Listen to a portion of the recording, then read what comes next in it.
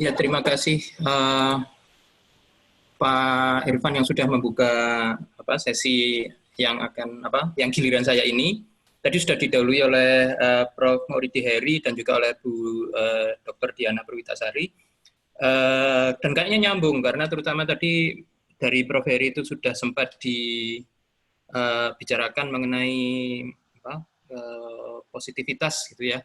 Dan salah satunya adalah bahwa kaitannya adalah dengan penelitian sebenarnya. Jadi penelitian itu oke lah dampak sampingnya itu terkait dengan karir kita, tapi seyogyanya penelitian itu lebih kita arahkan dalam dari sudut pandang kepositifan gitu ya, kita arahkan untuk turut serta berkontribusi pada pengembangan ilmu pengetahuan. Jadi mestinya tujuan utama kita adalah ke arah situ.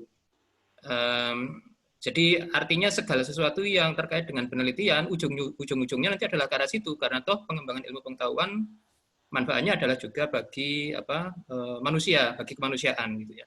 Nah, demikian juga halnya dengan penulisan makalah. Jadi penulisan makalah ini adalah satu bagian yang justru cukup penting, karena penulisan makalah ini kaitannya adalah dengan diseminasi atau segala sesuatu yang sudah kita pikirkan, kita kreasi, kita buat, kita ciptakan, dan kemudian kita evaluasi kebenarannya dan seterusnya, kita sampaikan kepada masyarakat luas, dalam hal ini masyarakat ilmiah, adalah melalui makalah ini. Jadi makanya ini tahapan yang cukup penting. Ya, jadi tadi juga sudah sempat ada yang bertanya ke Bu Diana, mengapa kok sedikit peneliti Indonesia yang mempublikasi makalahnya di jurnal yang bereputasi tinggi gitu ya. Ya seperti tadi disampaikan Bu Diana juga, jadi ya monggo kalau mau misalkan secara bertahap memulai dari menulis makalah di jurnal nasional dulu misalkan, saya rasa juga tidak apa-apa untuk latihan gitu ya. Tapi ujung-ujungnya nanti mestinya kita meningkatkan diri, setiap kali penelitian berikutnya kita coba meningkatkan lagi dan seterusnya. Sedemikian hingga apa yang sudah kita hasilkan itu tidak hanya bermanfaat bagi sekelompok atau lingkungan yang kecil saja, tapi juga bagi ilmu pengetahuan secara umum. Jadi untuk masyarakat seluruh dunia. Jadi oleh karena itu, ya mestinya ini adalah ada di seri 1 sebenarnya dari serial workshop ini, yaitu mestinya kita publikasi itu di jurnal yang dibaca oleh sebanyak mungkin peneliti lain, yaitu tentunya adalah di jurnal yang bereputasi. Nah, workshop ini adalah yang seri yang ketiga dari serial workshop yang coba saya susun.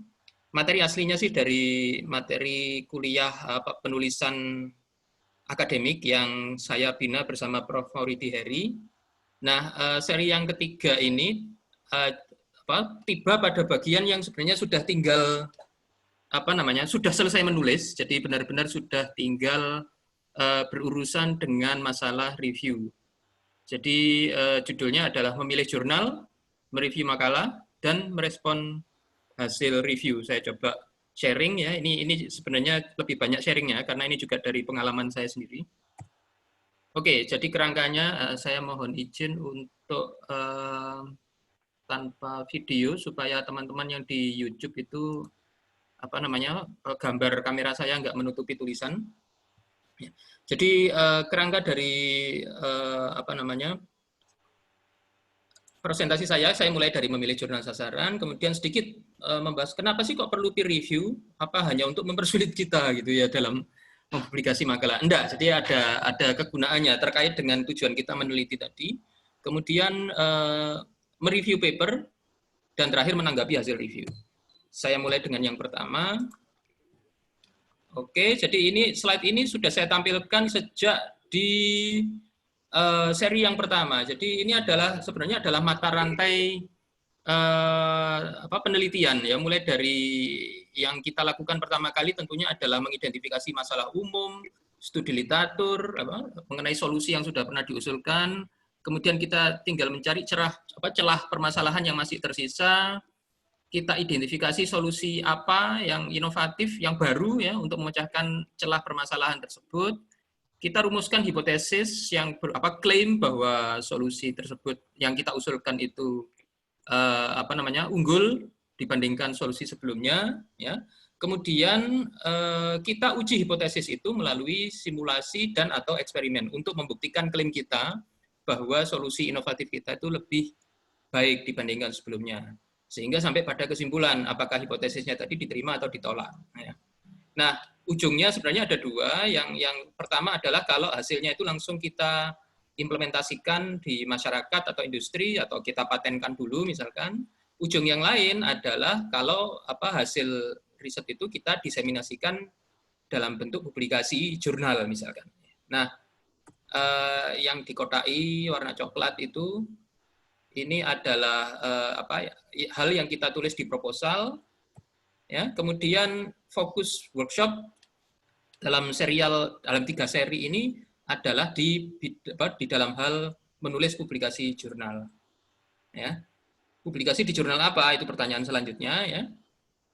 Nah, kita fokus di IEEE dulu untuk sementara ini, walaupun jurnal bereputasi itu banyak, mulai dari yang terbitan Springer tadi itu ya, kemudian Taylor and Francis dan lain sebagainya ya, Wiley itu juga ada. Tapi kita fokus di IEEE karena ini acaranya IEEE ya.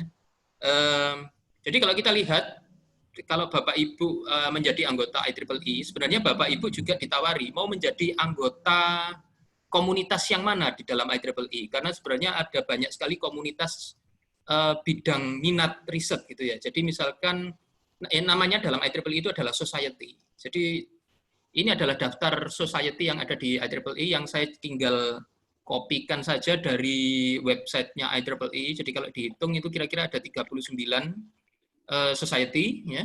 Mulai dari misalkan yang kiri atas pojok kiri atas ini Aerospace and Electronic System Society, ya, Antennas and Propagation Society, sampai yang kanan bawah ini Vehicular Technology Society, ya, untuk teknologi kendaraan. Ya. Kemudian yang menjadi tuan rumah kita kali ini adalah Industrial Electronic Society, ya. Khususnya untuk Indonesian chapter. Ya. Nah, kalau kita klik lebih lanjut itu, maka masing-masing society itu sebenarnya punya ruang lingkup yang berbeda-beda. Ya. Jadi, misalkan IEEE Aerospace and Electronic System Society, nah ini pasti terkait dengan penerbangan, dengan sistem elektronik untuk penerbangan dan lain sebagainya. Jadi UAV itu misalkan, drone itu misalkan banyak yang membahas di sini di Society AESS itu. Kemudian yang antennas and propagation tentunya mengenai antena dan perlambatan gelombang radio. Nah, yang jadi tuan rumah kita kali ini adalah IEEE Industrial Electronic Society. Apa sih itu sebenarnya? Coba kalau saya lihat, sebentar, saya balik lagi, ternyata nggak ada. Nah, ini tulisannya kecil, tapi IES, Industrial Electronic Society itu ternyata mengcover cukup banyak bidang, mungkin nanti aja saya bahas, ada sedikit mengenai itu. Nah, sekarang saya masuk dulu ke jenis jurnal IEEE. Ya. Jenis jurnal IEEE itu ada beberapa jenis sebenarnya, dan jenis yang mana yang kita pilih itu nanti bergantung pada kondisi kita sebenarnya. Jadi nanti kita bisa memilih mana yang paling tepat untuk kebutuhan kita. Ya, jadi misalkan yang dibina atau dikembangkan, diselenggarakan oleh Industrial Electronic Society itu ada 2 jenis jurnal. Yang pertama adalah jurnal reguler, yang kedua adalah jurnal open access.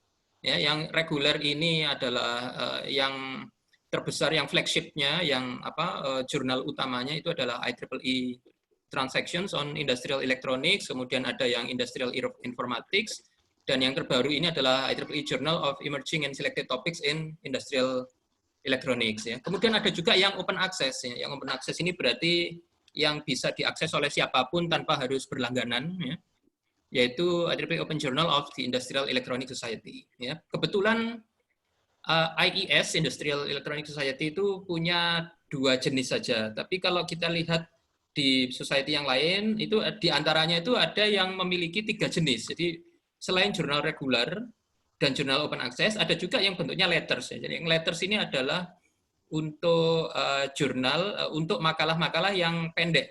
Biasanya maksimalnya 3 atau 4 halaman. Nah, sekarang pertanyaannya adalah kirim ke jurnal IEEE yang mana? Ini tadi kita sudah melihat bahwa ada banyak society, masing-masing society punya penerbitan jurnal masing-masing. Nah, jadi ini sudah ada pengelompokan berdasarkan bidang bidang keahlian sebenarnya. Tapi di luar itu juga ada pengelompokan berdasarkan jenis jurnalnya. Jadi ada yang tadi jurnal reguler, open access, dan letters. Ya. Jadi pertanyaannya adalah ke jurnal yang mana, gitu ya. Nah, jadi faktor penentu dalam memilih jurnal sasaran, ya, khususnya kalau yang IEEE ini, ya, itu saya biasanya menggunakan 4 pertimbangan ini. Pertama tentunya adalah ruang lingkup. Ya. Jadi kita cari jurnal yang ruang lingkupnya benar-benar sesuai dengan topik makalah kita. Ya, jadi nanti saya beri contoh sebuah paper yang ditolak, padahal papernya akhirnya itu diterima tapi di jurnal lain gitu ya. Ditolak oleh jurnal tersebut karena ruang lingkup jurnal tersebut tidak cocok dengan topik makalah yang dikumpulkan ke situ. Nah, jadi harus kita cari topik kita harus cari informasi ruang lingkup dari jurnal yang kita tuju, ya. Dan ruang lingkup itu biasanya bisa kita baca di laman web jurnal tersebut yang biasanya bisa kita akses lewat IEEE Explore. Nanti saya tunjukkan caranya bagaimana mengakses IEEE Explore dan masuk ke laman web jurnal tersebut. Untuk bisa mendapatkan informasi itu kita nggak harus langganan IEEE Explore, semua orang bisa mengakses. Kemudian 3 parameter lainnya, 3 faktor lainnya. Pertama adalah jumlah halaman maksimal yang diperbolehkan oleh jurnal tersebut. Kalau paper kita panjang, ya mungkin nggak cocok untuk masuk ke letters. Ya. Kedua adalah tahapan dan durasi review untuk jurnal tersebut. Ya. Yang keempat adalah biaya publikasi. Ya. Jadi ini kelihatannya sulit membacanya, saya sudah buatkan tabelnya untuk membandingkan. Nah, jadi ini adalah tabel perbandingan antara 3 jenis jurnal tersebut. Ya. Faktornya atau kriterianya adalah batasan jumlah halaman, tahap dan durasi review, serta biaya publikasi. Nah, kalau kita lihat sekarang ya, misalkan antara letters, jurnal reguler, dan open access, untuk batas jumlah halaman, letters itu maksimal 3-4 halaman. Jadi memang benar-benar hanya untuk paper yang singkat. Ya. Jadi misalkan kita punya penelitian yang besar gitu ya, mungkin hanya sebagian kecil dari penelitian tersebut yang tapi sudah cukup mengandung novelty gitu ya, yang mengandung kebaruan, itu yang bisa kita tuliskan dalam bentuk paper yang nantinya kita publikasi di letters. Kemudian untuk jurnal reguler itu panjangnya ada yang membatasi sampai 10 halaman, tapi ada juga yang boleh lebih dari 10 halaman. Ya. Jadi tergantung dari jurnalnya. Jadi satu jurnal dengan jurnal yang lain ada perbedaan, ada variasi kebijakan sedikit ya, variasi peraturan sedikit. Open access juga hampir mirip dengan jurnal reguler mengenai panjang makalahnya. Ada yang hanya sampai 10 halaman, tapi ada juga yang memperbolehkan lebih dari itu. Loh kok taunya berapa batasnya itu dan diberi taunya dari mana gitu ya? Taunya adalah dari membaca informasi mengenai jurnal tersebut di laman websitenya. Itu biasanya yang perlu kita lakukan. Kalau dari tahap dan durasi review, maka letters itu biasanya hanya ada satu tahap saja ya. Dan sifatnya biner. Biner itu artinya hanya ada 2 kemungkinan hasil, accepted atau rejected.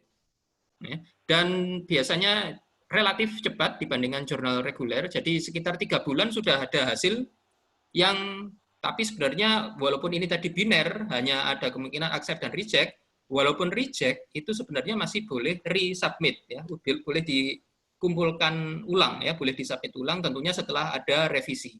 Jadi sebenarnya mirip-mirip dengan jurnal reguler juga sebenarnya. Ya.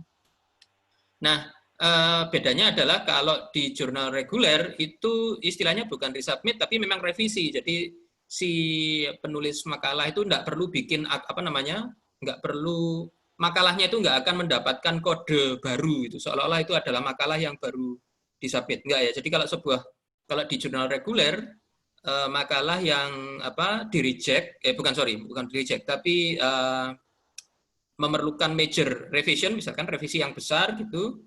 Itu setelah direvisi tinggal dikembalikan lagi. Jadi tanpa perlu memasukkan lagi seolah-olah seperti sebuah paper baru.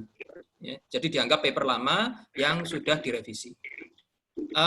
Open access Maaf, ini tadi durasi reviewnya tahapan reviewnya kira-kira 2 sampai 3 tahap, dan durasinya ya kira-kira 4, bahkan mungkin lebih ya, kadang-kadang lebih dari 4 bulan per tahap ya, per tahap. Jadi per rondenya, padahal nanti akan ada 2 sampai 3, mungkin bahkan sampai 4 ronde untuk jurnal reguler. Open access itu satu tahap saja. Ini salah, ini harusnya 4 sampai 6 bulan. Mohon maaf, saya coba ganti ini, mumpung ingat, supaya nanti Bapak Ibu nggak salah membaca di sini. Ya, jadi open access itu juga hanya satu tahap saja dan hasilnya biner, accept atau reject. Durasinya sekitar 4 sampai 6 minggu. Jadi amat sangat cepat ya, bahkan dibandingkan yang letters pun relatif lebih cepat. Dan seperti halnya letters, ini kalau di reject itu boleh di resubmit ya. Jadi kalau di reject boleh disubmit ulang setelah revisi. Nah, sekarang satu faktor lagi yang biasanya cukup menentukan adalah biaya publikasi. Jadi kalau letters ini juga bervariasi sebenarnya ya. Antara letters yang diterbitkan Antennas and Propagation Society misalkan dibandingkan letters yang diterbitkan oleh Signal Processing Society, itu mungkin aturannya beda tentang tarif publikasi. Tapi ini saya ambilkan untuk yang di Antennas and Propagation, itu ada tarif sukarela untuk halaman pertama saja. Jadi halaman pertama ini tarif sukarela 100 USD, nggak dibayar juga nggak apa-apa. Jadi nggak perlu kita bayar ya. Kemudian ada tambahan sekitar 100 atau 200 US dollar. Kalau nggak salah aturan yang baru itu hanya 100 US dollar ya, untuk tiap halaman berikutnya. Ya, ini adalah untuk yang letters. Untuk yang jurnal reguler, ini biasanya malah hitungannya lebih murah gitu ya, lebih murah per halamannya, lebih murah. Karena biasanya sekian halaman pertama, ada yang jurnal yang sampai 8 halaman pertama itu masih gratis ya. Baru tambahan halaman berikutnya itu bayar ya. Ada juga yang batas gratisnya itu sampai 10 halaman, setelah itu baru setiap tambahan halaman berbayar ya. Nah, ini misalkan ini saya ambilkan dari contoh yang industrial electronics, transactions on industrial electronics ya. Itu 8 halaman pertama itu tanpa biaya. Kemudian setelah itu setiap halaman tambahan berbiaya 100 US dollar ya. Tapi kalau tidak salah juga ada maksimal panjang papernya itu adalah 10 halaman. Nah, yang open access ini memang mahal ya, 1.750 USD. Mengapa? Ya tadi itu karena papernya dibiarkan open oleh IEEE. Kalau misalkan papernya diterima, itu akan di-open oleh IEEE. Semua orang boleh mendownload tanpa harus membayar atau harus berlangganan. Tidak perlu itu. Jadi makanya biayanya jadi mahal. Yaitu 1.750 USD, itu sekitar 25 juta. Ya.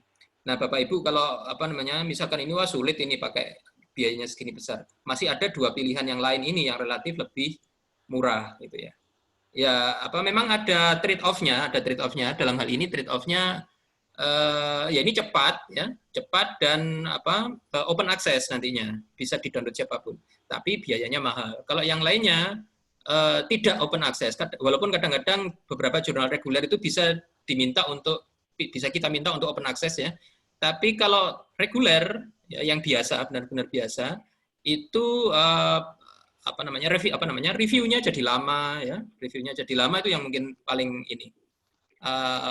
terasa buat kita, terutama misalkan untuk mahasiswa S3 gitu yang perlu cepat lulus itu.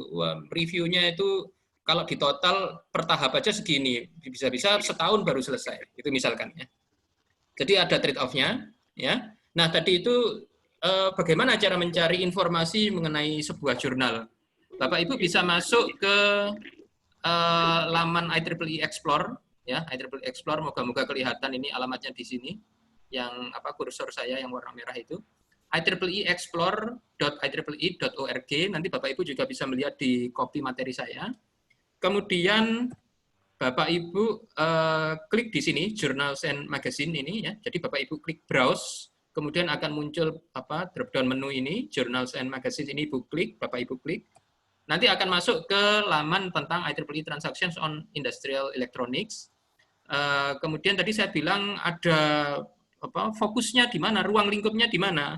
Nah, Bapak Ibu kalau sudah membuka ini, ruang lingkupnya itu biasanya langsung dijelaskan persis di awal, paling atas ya. Jadi ini kalau saya baca, IEEE Transactions on Industrial Electronics encompasses the applications, jadi mencakup aplikasi bidang elektronik, kontrol dan komunikasi, instrumentasi dan komputasi cerdas untuk aplikasi atau untuk peningkatan sistem dan proses industri dan manufaktur ya.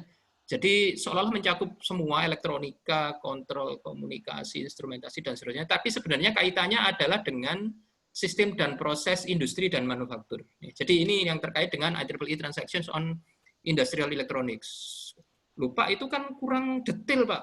Kalau punya judul saya ini apakah memenuhi atau enggak? Nah, itu kalau kemudian kita klik lebih detailnya, ini di bawah ini ada read full aims and scope. Nah, ini yang lengkap.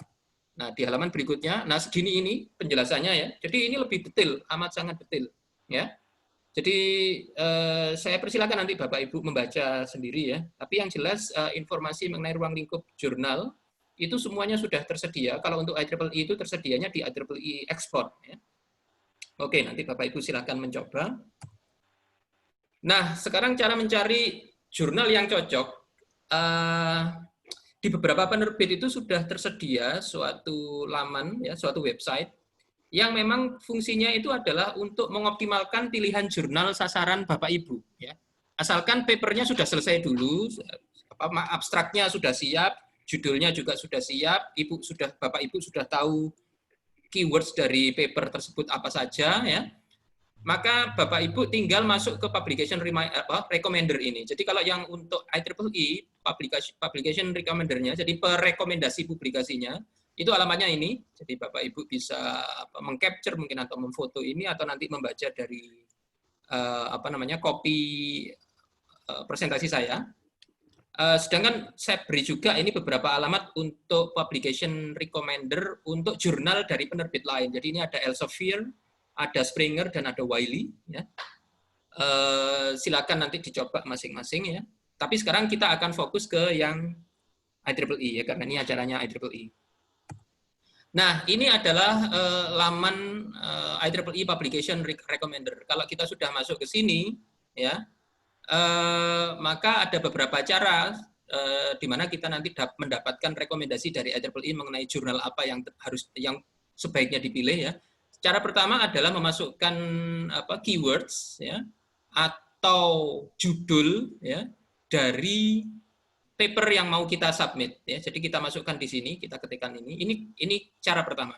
Cara kedua adalah abstrak dari paper kita bisa langsung kita masukkan di sini. Ini cara kedua ya. Jadi Bapak Ibu bisa pilih yang manapun ya. Nah, kalau sudah dilakukan kemudian kita klik update recommendations gitu ya. Nanti rekomendasinya langsung muncul ya di halaman itu. Atau bisa juga kita minta IEEE untuk mengirimkan daftarnya itu dalam bentuk file Excel ke email kita. Nah, itu yang ini saya lakukan di sini untuk memberi contoh. Jadi bentuknya seperti ini nanti yang di bawah ini. Ini bentuk Excel yang kita terima ya. Jadi dalam hal ini kalau tadinya saya menggunakan cara yang pertama, saya pilih yang kiri ini. Jadi saya masukkan kata kunci MIMO, phased array, radar, parameter identification, array processing. Nah, ternyata saya diberi rekomendasi. Ini masih banyak ini masih panjang sampai ke bawah ya, masih belum ada yang nggak kelihatan di sini. Saya diberi sekian banyak rekomendasi ini ya. Lengkap dengan informasi mengenai apakah open access atau tidak ya. Berapa impact faktornya, dan berapa waktu yang dibutuhkan mulai dari menyerahkan makalah sampai ke publikasi. Nah, ini tiga informasi ini bisa kita bisa kita gunakan untuk memilih jurnal sasaran yang optimal ya. Jadi misalkan saya nggak ingin open access karena open access pasti mahal. Tinggal kita cari yang sifatnya no open access. Jadi di sini ada beberapa pilihan. Ini kebetulan magazin, misalkan Bapak Ibu nggak boleh magazin. Ini sebenarnya kalau ke bawah ini maaf saya salah ini. Jadi yang open access available ini sebenarnya adalah jurnal reguler ya. Jadi penjelasan saya tadi agak sedikit salah. Jadi ini apa kalau kita lihat open access availability ada 3 jenis. Open access available itu artinya sebenarnya aslinya jurnal reguler ya. Tapi kalau kita minta supaya setelah diterima, supaya setelah accepted itu publikasinya terbuka untuk di-download semua orang, maka kita bisa minta ke jurnal reguler ini agar paper kita dibuat open access, yang berarti biayanya jadi lebih mahal. Ya. Jadi yang open access available ini aslinya adalah jurnal reguler, tapi bisa kita minta untuk open access. Yang no open access ini berarti benar-benar khusus reguler ya, jadi tidak bisa diminta untuk jadi open access. Yang open access only, nah ini memang hanya tersedia untuk yang open access, nggak bisa yang reguler biasa, nggak bisa. Ya, jadi tinggal kita cari yang mana yang kita inginkan. Misalkan kita cari yang waktu reviewnya paling pendek. Nah ini ada yang paling pendek, 10,5 minggu. Setelah kita lihat, oh iya ini letters soalnya ya, letters memang pendek waktunya. Ya, jadi ini contohnya. Ternyata misalkan IEEE transactions on signal processing. Ini rata-ratanya 34 minggu. Ya, 34 minggu ya sekitar berapa? 8 bulan gitu ya, sekitar 8 bulan. Ya. Ya, jadi ini kira-kira bagaimana caranya memilih jurnal IEEE dari sini ya. Jadi setelah keluar daftar ini ya Bapak Ibu bisa memilih yang mana yang paling cocok terkait dengan bidangnya, skopnya ya. Dan juga terkait dengan kombinasi antara 3 kriteria ini tadi. Ya, open impact factor tentunya terkait dengan reputasinya, ya, rankingnya. Oke, kita lanjut. Nah, mengapa sih makalah itu perlu direview ya? Kok bikin sulit saja gitu ya? Padahal kita penelitian sudah sulit-sulit gitu ya. Nah, ini sebenarnya kembali ke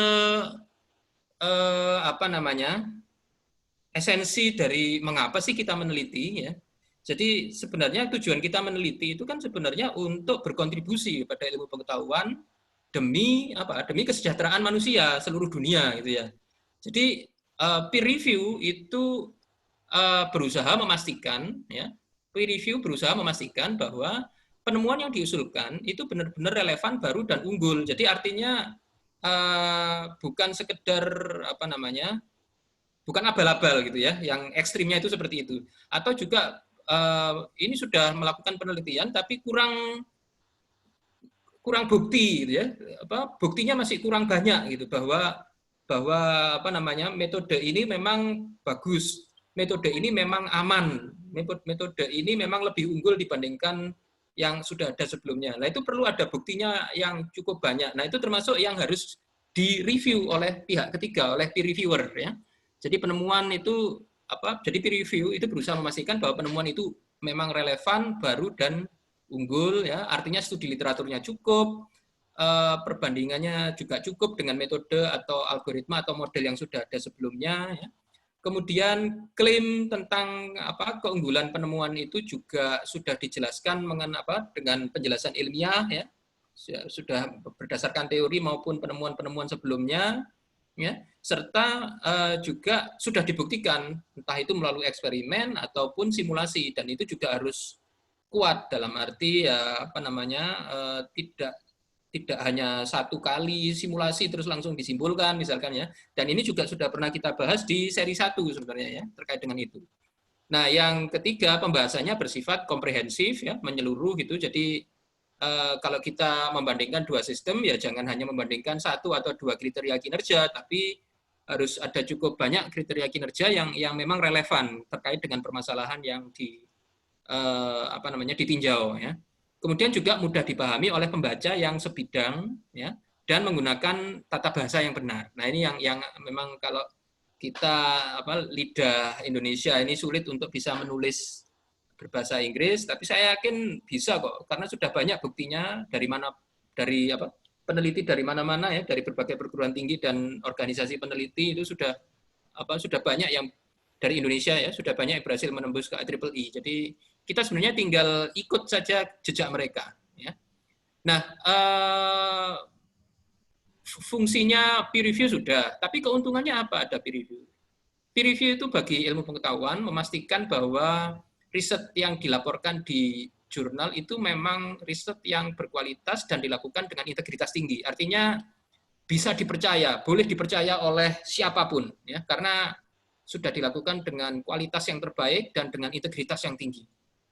Nah, bagi peneliti lain sebagai pembaca makalah, maka peer review maka para peneliti lain ini akan sangat bergantung pada hasil review, ya, untuk mengetahui riset mana yang bisa kita percaya sebagai pijakan ke riset selanjutnya, atau mungkin sebagai dasar untuk implementasi selanjutnya. Jadi sangat penting untuk menentukan mana paper yang bisa dipercaya, misalkan, ya, karena memang peer review-nya ketat, ya, sehingga pasti penjelasan ilmiahnya sudah kokoh dan pembuktiannya juga sudah sangat kuat.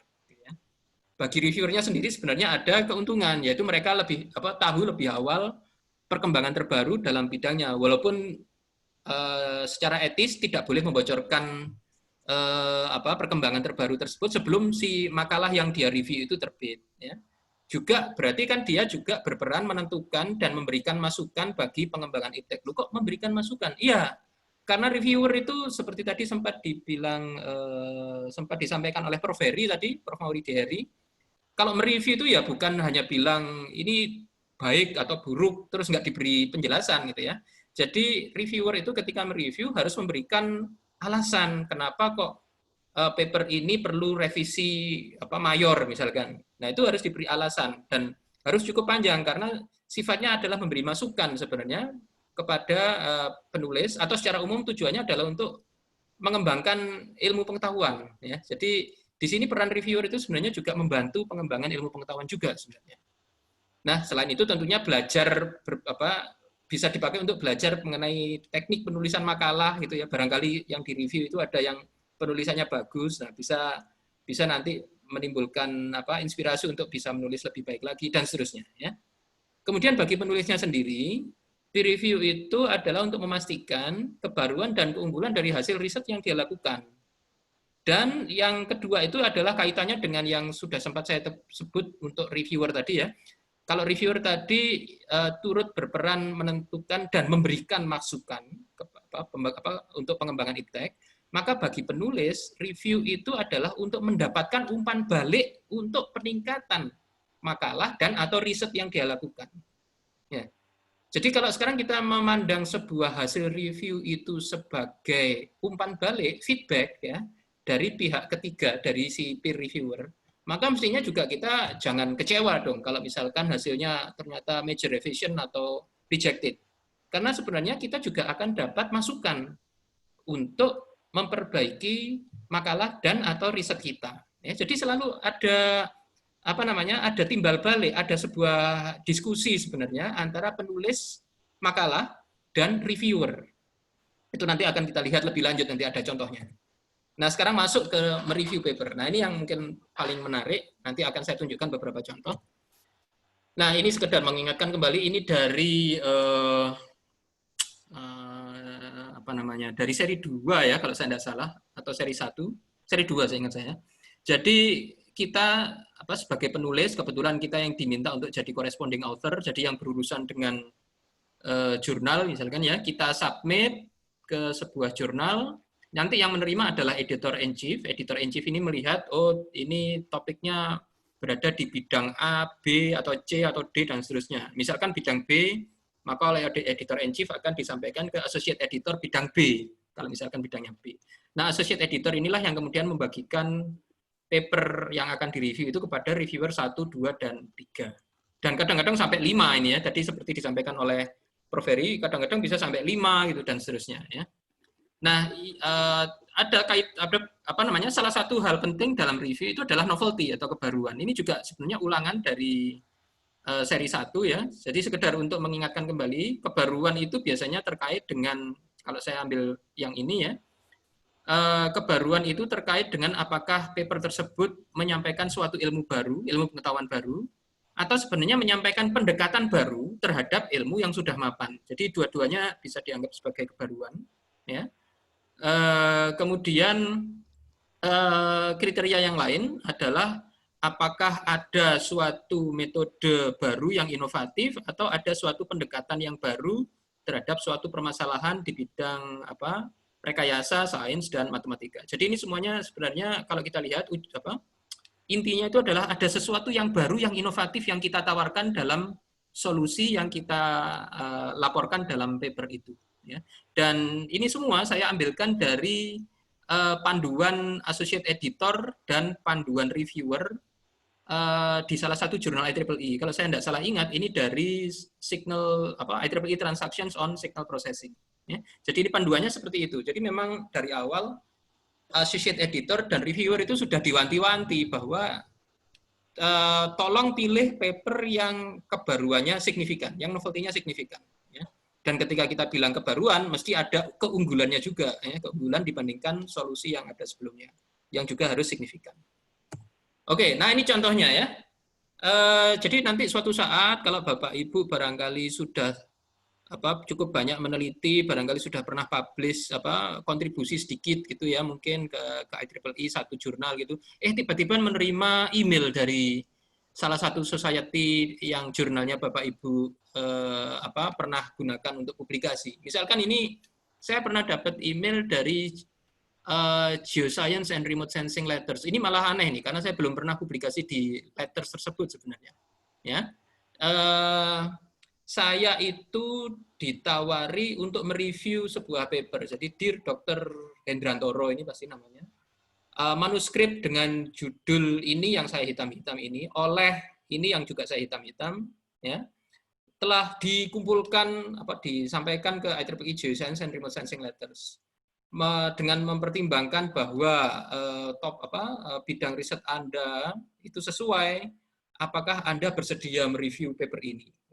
Oke. Jadi kalau Bapak Ibu nanti menerima tawaran seperti ini, tolong jangan ditolak ya. Jadi Bapak Ibu terima. Mengapa? Karena ini adalah suatu kesempatan yang diberikan kepada kita untuk ikut berkontribusi dalam mengembangkan ilmu. Ya tadi itu dengan memberikan feedback, komentar ya, kepada penulis makalah. Ya, jadi ini adalah sebuah kesempatan buat kita dan juga kesempatan untuk berpartisipasi di IEEE. Ya. Oke. Sekarang kalau misalkan tadi emailnya kita terima emailnya kita jawab bahwa kita bersedia, ya, maka berarti kan kita sudah bertugas sebagai reviewer ini kan. Nah, pertanyaan apa sih yang harus dijawab oleh seorang reviewer jurnal IEEE? Ya? Beberapa waktu yang lalu kalau nggak salah di seri 2 itu ada yang sempat menyampaikan pertanyaan item apa saja sih yang dinilai dalam sebuah paper IEEE oleh reviewer ya, dan komposisi nilainya seperti apa. Nah sebenarnya kita nggak melakukan reviewer itu nggak melakukan penilaian gitu nggak ya, jadi nggak seperti menilai tesis atau menilai disertasi atau menilai ujian gitu ya, enggak bahwa nomor 1 ini nilainya 20%, enggak ada gitunya sebenarnya. Tapi reviewer itu dibekali dengan beberapa pertanyaan untuk dijawab ya. Jadi pertanyaannya secara umum seperti ini. Jadi yang muncul pertama itu 4 nomor paling atas, 1 2 3 4 itu sebenarnya. Ya. Jadi nomor 1, jadi apakah makalah yang direview memberikan kontribusi kepada ilmu pengetahuan? Ya. Sebenarnya pertanyaannya aslinya berhenti di sini ya. Apakah makalah yang direview memberikan kontribusi kepada ilmu pengetahuan? Ya. Cuman ini saya tambahi, apa kontribusinya? Mengapa saya tambahi? Karena ketika reviewer itu menjawab pertanyaan nomor 1 itu jawabannya bukan hanya ya atau tidak, bukan hanya itu. Tapi juga harus menyampaikan kontribusinya itu apa? Yang bagian mana yang disebut sebagai kontribusi yang novel, yang baru itu. Itu si reviewernya harus menyampaikan. Kemudian kedua, apakah makalah tersebut kuat secara teknis? Artinya apakah sudah memiliki basis teoritis yang kuat atau yang didasarkan pada penemuan sebelumnya, ataukah juga sudah didukung oleh hasil eksperimen yang kokoh ya. Nah, ini yang tanda kurung ini, dalam tanda kurung ini juga tambahan saya. Jadi karena yang aslinya disampaikan di form review itu hanyalah pertanyaan apakah makalah tersebut kuat secara teknis gitu ya. Tapi kita juga nggak bisa hanya menjawab ya atau tidak, tapi kita harus jelaskan mengapa kita anggap sudah cukup kuat dan atau mengapa masih kurang kuat, ya, dan bagian mana yang kurang kuat misalkan. Ya. Kemudian apakah pembahasan permasalahan disampaikan secara komprehensif, ya atau tidak, itu enggak gitu aja, tapi harus dijelaskan mengapa kita menganggap komprehensif, atau mungkin komprehensif di bagian ini tapi kurang komprehensif di bagian yang lain. Nah, itu bisa juga disampaikan seperti itu, ya. Intinya itu kita mencoba memberikan pesan umpan balik kepada penulis, ya, agar dia memperbaiki entah itu papernya atau penelitiannya, ya. Karena kadang-kadang mungkin kekurangannya itu lebih misalkan kepada pembuktian eksperimennya kurang banyak. Loh, itu berarti kan kita meminta dia agar penelitiannya itu dilanjutkan untuk mendapatkan bukti lebih banyak. Ya. Tapi intinya itu kita beri feedback. Ya. Kemudian apakah referensi yang disediakan tepat dan cukup? Nah, ini juga terkait dengan daftar pustakanya cukup komprehensif apa enggak. Ya. Waktu seri 2 saya rasa saya sudah membahas tentang itu. Seberapa banyak referensi yang harus kita masukkan dalam referensis, ya, daftar pustaka. Nah, kemudian biasanya 4 pertanyaan ini dilanjut dengan pertanyaan mengenai rekomendasi kita. Jadi apakah diterima apa adanya, atau revisi minor, atau revisi mayor, atau reject. Ya. Jadi ini biasanya seperti itu. Nah, kemudian yang nomor 6 ini yang saya senang, karena IEEE, jurnal IEEE itu memberikan ruang bagi kita sebagai reviewer, ya, untuk menuliskan komentar-komentar tambahan. Jadi komentar yang mungkin barangkali tidak tercakup di jawaban nomor 1 dan 4, itu bisa kita tulis secara detail di sini. Sehingga kita benar-benar membantu penulis supaya dia bisa benar-benar meningkatkan kualitas dari makalah yang dia tulis, atau juga meningkatkan kualitas risetnya, gitu ya. Jadi cara pandang kita seperti itu sebenarnya kalau kita ingin menjadi reviewer yang baik, persis seperti yang tadi disampaikan oleh Prof. Mauridi Heri sebenarnya. Nah, beberapa contoh. Ini contoh yang menarik mestinya, ya. Ini contoh review yang pernah saya... Ya, Pak. Mungkin waktunya bisa dipercepat. Waktunya mungkin 3-5 menit. Hanya 5 menit tidak cukup, Pak. Okay. Baik, saya. Tapi tinggal 2 contoh ini kok. Tinggal 2 contoh. Oke, ya. Jadi contoh nomor 1 ini, ya. Contoh review 1, ini pertanyaan tadi yang saya bilang nomor 1, 2, 3, 4. Ini nomor 1-nya ini, ya. Does the paper contribute to the body of knowledge? Ya. Saya bilang oke, not entirely, tidak sepenuhnya. Saya beri kalimat tadi yang positif tadi, ya, yang seperti disampaikan Prof. Mauridi Heri. Sementara gagasannya secara umum memang baik, ya, tapi ada beberapa bagian, ya, ini saya sebutkan bagiannya itu yang terkait dengan ini, ya, dengan evaluasi yang angle based evaluation yang agak lemah sehingga perlu peningkatan. Jadi bahasanya memang kita tulis seperti itu, ya. Jadi jangan terus langsung kita menjatuhkan penulisnya, itu kayaknya kok juga nggak baik, gitu ya. Siapa tahu penulisnya ini sebenarnya menghasilkan sebuah ide yang bagus, cuman dalam penulisannya saja yang dia kurang baik. Jadi kan sayang kalau kontribusi yang sudah berpotensi meningkatkan ilmu pengetahuan malah gagal lolos hanya gara-gara penulisannya yang jelek. Oke, jadi pertanyaan kedua, is the paper technically sound? Ya, saya bilang not sufficiently. Ya, jadi saya nggak bilang is bad gitu, enggak, ya. The paper is bad atau is poor gitu, enggak, ya. Jadi not sufficiently sound, ya. Jadi kemudian ya perlu kita tunjukkan bagian mana yang kurang aman, kurang kuat, gitu ya. Jadi ya kita tunjukkan bagian 4D ini mengusulkan ini yang lemah, ya, sehingga harus diteliti lebih mendalam, ya, dan seterusnya. Jadi kita tulis alasan mengapa kok kita anggap paper ini masih perlu ditingkatkan, ya. Tapi tentunya dengan ini tadi, ya, kata-kata yang tidak langsung menjatuhkan, gitu ya, tapi kurang cukup baik, gitu ya, dan seterusnya. Jadi ini tadi. Nah, ini pertanyaan keempat, is the subject matter presented sudah cukup komprehensif, ya. Ya, saya bilang bahwa bagian-bagian lain sudah disajikan dengan cukup, ya. Hanya bagian ini saja yang perlu ditingkatkan, ya. Juga apakah referensi yang disediakan sudah tepat dan cukup, ya. Seperti sebelumnya ini saya tulis di sini, as in the above, bagian yang ini masih perlu penyelidikan dan berarti perlu studi literatur lebih banyak.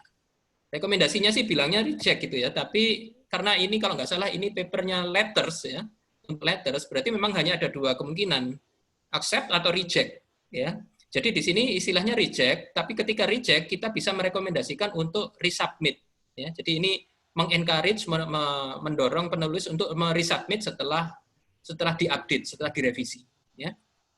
Ini contoh yang lain, ya sama sebenarnya seperti tadi ya. Jadi the general ID about ini is good. Jadi kita mulai dengan kalimat yang baik. Setelah itu baru kemudian kita bilang ada bagian yang memang perlu. Oh maaf, ini adalah bagian komentar ya. Jadi ini tadi rekomendasi, ini semacam pertanyaan nomor 5 kalau di daftarnya tadi, ya. Kemudian yang di halaman ini adalah pertanyaan nomor 6, yaitu yang terkait dengan komentar-komentar. Nah, ini saya tulis banyak sekali. Jadi ini sebenarnya satu halaman lebih ini, satu slide lebih, ya. Tapi di sini apapun yang kita temukan di situ yang perlu diperbaiki, kita sampaikan, ya, di situ di kolom komentar ini. Jadi komentar ini bisa amat sangat panjang, ya. Jadi ini sudah komentar yang terkait dengan kelemahan tadi ya, 1, 2, 3, 4. Kemudian masih ada ini other suggested revisions. Ini juga saya tambahkan di sini. Ini adalah revisi yang tidak terkait dengan yang bagian yang lemah di makalah tadi. Ya, ini contoh review kedua, ya, mirip dengan yang tadi ya. Yang jelas itu kita harus menjelaskan bagian mana yang jelek dan juga cara penulisannya itu juga harus jangan menjatuhkan gitu maksudnya ya. Jadi ditulis dengan halus ya. Yang kalau ini malah accept ini ya, accept. Jadi makanya reviewnya cukup singkat. Ya. Oke, recommendation accept. Ya. Komentar tetap perlu panjang. Mengapa kok accepted itu juga perlu di ini? Dan walaupun accepted, barangkali masih ada hal-hal kecil yang perlu diperbaiki. Ya. Jadi ini walaupun tadi sudah accepted, tapi masih ada bagian-bagian yang perlu diperbaiki. Jadi tapi bagian yang kecil. Jadi misalkan ini apa alasan mengapa efek Doppler harus diabaikan, ini perlu dijelaskan. Ya cuma gitu-gitu aja. Tapi secara prinsip substansi papernya sudah layak untuk diterima. Nah, ini cerita sebuah makalah. Justru saya pengen cerita ini karena ini untuk motivasi Bapak Ibu semua. Ada 2 makalah sebenarnya, enggak tahu nanti kalau waktunya sudah nggak cukup ya saya hentikan satu. Masih cukup, Pak. Oh, masih cukup. Baik, Pak. Ini adalah untuk motivasi sebenarnya ya. Jadi makalah yang saya jadikan contoh pertama ini ditulis oleh Bu Nur Hayati. Bu Nur Hayati itu dulu S3-nya bersama dengan saya, sekarang beliau sudah kembali bekerja di Universitas Negeri Surabaya. Jadi UNESA sebenarnya sudah punya satu paper ini, minimal satu paper, karena saya tahu ada dosen UNESA lainnya yang juga punya paper yang bagus di jurnal IEEE. Ya. Tapi Bu Nur Hayati ini berarti mungkin paper kedua dari UNESA yang masuk di jurnal IEEE. Ya. Jadi ini adalah email yang dikirimkan oleh Bu Nur Hayati untuk mengumpulkan, menyerahkan makalahnya untuk di review ya, untuk direview untuk kemungkinan publikasi di IEEE Antennas and Wireless Propagation Letter. Ya. Jadi bentuknya letters ya. Jadi kalimat paragraf pertama ini kaitannya adalah ya semacam pertanyaan. We would like to submit our paper ya. Kami ingin mengumpulkan paper dengan judul bla bla bla, mutual coupling reduction dan seterusnya untuk publikasi di IEEE Antennas and Wireless Propagation Letters ya. Kemudian biasanya paragraf kedua adalah untuk mengkonfirmasi bahwa paper ini belum pernah kita publikasikan dimanapun dan juga tidak sedang kita submit secara bersamaan ke jurnal lain gitu ya. Dan bahwa semua penulis dan co-penulis ya, co-authors dan co-authors itu semuanya sudah mengapprove paper ini dan setuju untuk disubmit ke IEEE Antennas and Wireless Propagation Letters. Ya. Jadi secara umum seperti itu. Kemudian ada alamat korespondensi, ada emailnya kebetulan saya coret supaya Bapak Ibu nggak terus berkirim email ke beliau. Ya, jadi ini saya tampilkan ini awalnya ya. Nah kemudian setelah menerima ini tentunya apa yang harus kita tunggu? Jawaban dari reviewer ya, jawaban dari reviewer. Ya, jawaban dari reviewer. Jawaban pertama terhadap paper ini. Nah, ini serunya ya. Sebentar.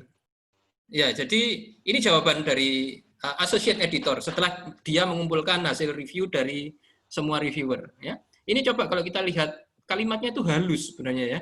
Ya, jadi in view of the criticisms of the reviewer. Jadi berdasarkan kritik dari para reviewer dan juga mempertimbangkan bahwa letters itu tidak memperbolehkan major revision karena letters kan hanya ada 2 kemungkinan tadi kan, accept atau reject ya.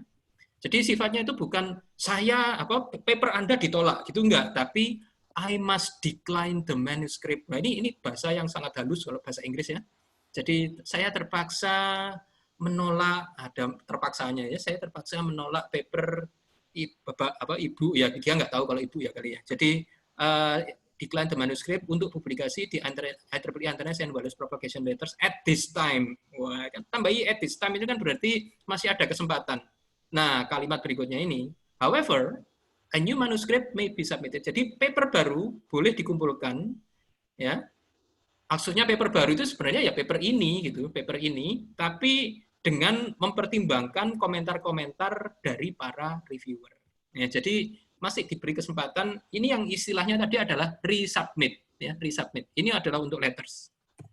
Nah, ternyata komentarnya kayak gini ya. Jadi pertama ada komentar dari associate editor ya, bahwa apa ini, papernya memerlukan peningkatan yang sangat signifikan dalam hal readability. Readability ini berarti kaitannya dengan bahasa Inggrisnya sebenarnya ya. Jadi penulisan bahasa Inggrisnya. Oke, ya nggak apa-apa. Kemudian ada sedikit terkait dengan substansi ya oleh associate editor, tapi kemudian kita lihat reviewer 1 ini memberikan komentar sampai 5 poin. Ya. Memberikan komentar sampai 5 poin. Nah, ini komentar ini sangat bagus sebagai feedback. Ini kan umpan balik ya, untuk memperbaiki papernya Bu Nur Hayati tadi. Dan secara nggak langsung sebenarnya kan komentar dari reviewer 1 ini kan feedback juga untuk riset S3-nya Bu Nur Hayati tadi sebenarnya kan. Jadi ini dia dapat komentar gratis gitu dari pakar yang dipilih menjadi reviewer. Ya, jadi komentar gratis, masukan gratis mengenai paper maupun penelitiannya. Ya, jadi harus kita sambut dengan baik gitu ya, karena ini niatannya adalah untuk meningkatkan paper maupun penelitian. Nah, ini reviewer 2 itu malah sampai 9 poin ya. 9 poin revisi, komentar ya dari reviewer 2. Oke. Terus apakah Bu Nur Hayati menyerah? Ya enggak lah ya. Karena kan sudah diberi feedback ya. Nah, ini ya. Jadi kalau kita lihat, ini saya masuk di sini. Dear editor, we would like to resubmit. Wah, ini ya. Kalimat pertamanya ini ya. We would like to resubmit. Jadi oleh Bu Nur Hayati setelah melakukan revisi, disubmit ulang ke IEEE International Wireless Propagation Letters ya. Jadi disubmit ulang dan seterusnya, langsung aja ke berikutnya. Nah, ini adalah ronde kedua yang saya maksud dengan review ronde kedua itu ya ini ya. Oke, jadi ketika meresubmit, jadi ini tadi kan we would like to resubmit ya. Jadi saya atau kami mengumpulkan ulang paper yang sudah kami revisi gitu kan ya. Nah, jadi bukan sekedar ada surat itu, tapi juga ada jawaban terhadap komentar para reviewer tadi, dan jawabannya itu harus dijawab satu persatu ya. Mulai dari reviewer 1 ini diawali dengan komentar komentar atau pertanyaan dari reviewer ini yang nomor 1 ini, kemudian di bawahnya dituliskan author's response, jadi tanggapan penulis ya. Jadi setiap poin komentar tadi harus dijawab atau ditanggapi oleh penulis. Jadi all the figures misalkan ya ini, semua gambar harus ditandai diberi sistem koordinat. Oke, jadi respon penulisnya kan ini feedback kan. Oh ya, benar juga kan sebenarnya kalau gambar sebuah diagram antena akan lebih jelas kalau diberi sistem koordinat. Oke, setuju kita dengan masukan ini ya. Jadi Bu Nur Hayati setuju dengan masukan itu. Maka Bu Nur Hayati menulis, we have changed, kita sudah mengubah beberapa figur supaya lebih gampang dilihat ya, terutama kaitannya dengan sistem koordinat. Dan seterusnya, dia jelaskan bagaimana sistem koordinat itu ditambahkan ya. Jadi apakah sistem koordinat X, Y, Z atau sistem koordinat yang lain ya. Bagaimana penempatannya dalam gambar, menandakan arah apa dan seterusnya ya. Kemudian ada pertanyaan komentar berikutnya nomor 2 ya. Nah, komentar berikutnya nomor 2 ya, ada komentar seperti ini. Dijawab juga ya, jadi jawabannya itu juga seperti menjawab, ini seperti diskusi gitu ya. Jadi seolah-olah kita ini si penulis ini, Bu Nur Hayati ini seolah-olah sedang berdiskusi dengan reviewer 1, menjawab komentarnya reviewer 1 ya. Jadi ini smaller element has smaller width dan seterusnya ya. Kemudian ada pertanyaan nomor 3 dan seterusnya. Ini totalnya ini. Jadi tadi ada berapa? Ada 5 poin dari reviewer 1 dan 9 poin dari reviewer 2. Semuanya dijawab satu persatu. Jadi ini butuh, kalau nggak salah ini lebih dari 4 ini ya, mungkin 5 atau 6 halaman untuk menanggapi komentar dari reviewer. Ya, jadi apa namanya? Memang harus dijawab satu persatu, ya, harus dijawab satu persatu. Dan sebenarnya kalau ada masukan dari reviewer yang menurut kita sebenarnya mungkin masukan itu karena beliau salah paham, misalkan ya, padahal sebenarnya yang kita tulis sudah benar sebenarnya, cuman beliau salah paham, maka kita boleh nggak harus nurut gitu ya. Jadi kita bilang bahwa mungkin misalkan mungkin ada kesalahpahaman dalam misalkan membaca kalimat atau paragraf ini. Yang kami maksud adalah gini. Jadi kita jelaskan gitu ya, seperti dua orang yang berdiskusi gitu. Ya, jadi nggak perlu kemudian emosi, waduh banyak banget ini komentarnya, ya, dan seterusnya. Nggak apa-apa ya. Jadi ini semacam diskusi untuk meningkatkan paper dan penelitian. Nah, di samping itu biasanya kita juga tunjukkan dalam paper kita bagian mana saja yang direvisi. Jadi biasanya kita beri warna yang berbeda. Jadi warna merah, hijau, merah ini semuanya adalah bagian yang direvisi, sehingga ketika kita kembalikan ke ke jurnal, ya, kita resubmit, itu reviewer tahu bagian mana yang sudah diperbaiki gitu ya. Oke. Kemudian ini jawaban untuk ronde kedua ya. Jadi komentar dari reviewer untuk ronde kedua. Kita lihat ini ya, paragraf yang kedua ini. Kalimatnya masih sama. Kayaknya kalau awalannya in view of the criticisms itu kayaknya ditolak deh ya. Tapi kan kalimatnya itu halus gitu ya. In view of the criticisms of the reviewers ya, and considering dan seterusnya. Lagi-lagi ini letters do not permit major revisions ya. I must decline. Jadi kayaknya decline lagi. Tapi ada peningkatan di sini ya. Bapak Ibu kalau bisa melihat ya peningkatannya. Maaf, reviewer 1 tadi kalau kita balik ke depan dikit ya.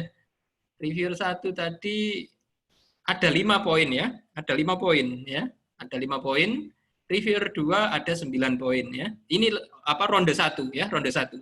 Sekarang kita lihat ronde 2. Ya, ronde 2. Kita lihat sekarang mulai dari editor in chief. Editor in chief-nya bilang please make every effort ya. Jadi tolong lakukan sekuat tenaga untuk meningkatkan paper Anda berdasarkan komentar dari panel review. Jadi dari kalimat ini saja sudah kelihatan bahwa kalimatnya ini kalimat positif ya.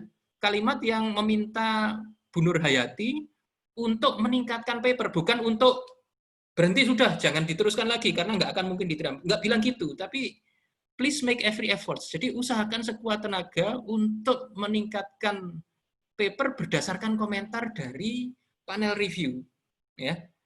Jadi tapi juga ditambahi ancaman gitu ya. Maksudnya supaya nanti di sini reviewnya juga nggak sembarangan gitu revisinya juga nggak sembarangan. Jadi sama bukan ancaman peringatan gitu ya oleh editor in chief-nya. Jadi peringatannya itu reject dan resubmit di tahap berikutnya itu tidak akan diterima lagi. Ya, jadi ini kesempatan terakhir untuk meningkatkan paper Anda. Tapi kan yang penting kan diberi kesempatan, gitu kan ya? Ya. Jadi kalau Bapak Ibu lihat, reviewer 1 ini tetap ada 5 poin, tapi sebenarnya 5 poin yang di sini ini sudah lebih ringan dibandingkan 5 poin yang di ronde 1. Ya.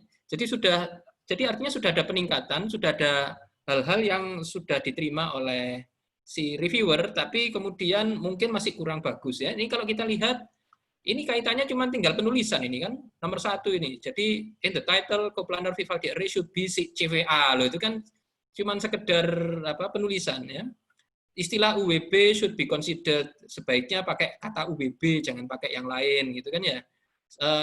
Paragraf 3 dan 4 di introduction harus ditukar. Loh, itu kan hanya penulisan. Sudah nggak ada yang substansial di sini sebenarnya di reviewer 1 ya. Ya, jadi ini saya lanjutkan. Nah, ini untuk yang komentar dari reviewer 2 ya, di reviewer 2. Nah, ini kalimat pertama ini sudah amat sangat melegakan ini buat Bu Nur Hayati waktu itu ya. Jadi the English is much better. Ya, jadi penulisan bahasa Inggrisnya sudah meningkat pesat ya. Hanya memerlukan sedikit peningkatan tapi minimal sekarang menjadi understandable, sudah bisa dipahami. Ya. Nah ini yang semula 9 poin, sekarang oleh dia nggak dijadikan poin-poin. Nah itu kalau reviewernya sama ya. Kadang-kadang reviewernya bisa berbeda dari kadang-kadang reviewer ronde kedua bisa berbeda dengan reviewer ronde pertama gitu ya. Kita lihat di sini sekarang sudah nggak pakai poin-poin ya. Tapi kalau dia bilang gini, ya mestinya kan reviewernya sama dengan ronde 1 kan ya. Dia bilang I still have hard time, saya masih agak sulit menerima conclusion-nya, tapi artinya sebagian besar kan sudah diterima oleh dia. Dia hanya mempermasalahkan kesimpulan utamanya. Ya. Jadi ini ada komentar-komentar ini sudah nggak sebanyak yang 9 poin yang di ronde 1. Oke lah, major revision ya, major revision, tapi sebenarnya reject karena ini letters ya. Tapi diberi kesempatan untuk resubmit. Ya, oke, oleh Bu Nur Hayati diperbaiki dan dia resubmit lagi ya. Dan kemudian ini adalah paper jawaban. Jadi ini adalah jawaban associate editor atau editor in chief ya, yang ronde ketiga ya, yang ronde ketiga ini. Nah, kita lihat sekarang ya. Ini kesimpulannya itu di paragraf kedua ini. Saya lihat dulu. Ya, ini kesimpulannya ya. Jadi yang saya garis bawahi warna hijau itu adalah berita gembiranya ya. Bahwa reviewer telah merekomendasikan publikasi Anda, ya, publikasi dari paper Anda. Tetapi juga merekomendasikan, menyarankan revisi minor. Oke, revisi minor itu biasanya udah tinggal kecil-kecil ya. Oke, therefore, oleh karena itu saya minta Anda untuk merespon komentar reviewer tersebut yang tinggal minor tadi itu. Nah, kita lihat seperti apa ya komentarnya. Oke, komentar reviewer 1 ternyata dia kayaknya puas dengan apa yang sudah dilakukan Bu Nur Hayati sampai pada ronde ketiga ini. Jadi sudah nggak ada komentar ini. Reviewer 2 masih ada, ya, masih ada, tapi tinggal 2 dan ini juga nggak terlalu krusial, nggak terlalu substansial sebenarnya. Cuman disuruh menambah color bar, ya, dan memperbaiki penulisan bahwa plus minus itu ada yang kebalik dan seterusnya. Sudah, ya. Jadi artinya sebenarnya ini sudah cukup final, ini sudah artinya papernya diterima, gitulah. Tinggal perbaikan sedikit. Nah, setelah ini nanti direvisi sedikit, dikembalikan, tahap berikutnya tinggal ini ya, terakhirnya ini ya. It is my pleasure. Nah, ini kan biasanya kalau berita gembira itu kata-kata pertamanya itu it is my pleasure to inform you, ya. Bahwa editorial board merekomendasikan paper Anda untuk dipublikasikan di IEEE Antennas and Wireless Propagation Letters ya. Kemudian apa kata reviewer yang tinggal 1 tadi? Nah, reviewernya yang tinggal 1 tadi bilang no further comments. Berarti dia juga sudah puas ya. Jadi udah ini benar-benar sudah diterima ya. Ini contoh pertama. Jadi kita lihat bahwa Bu Nur Hayati ini sampai 3 ronde baru diterima dan tidak menyerah ya.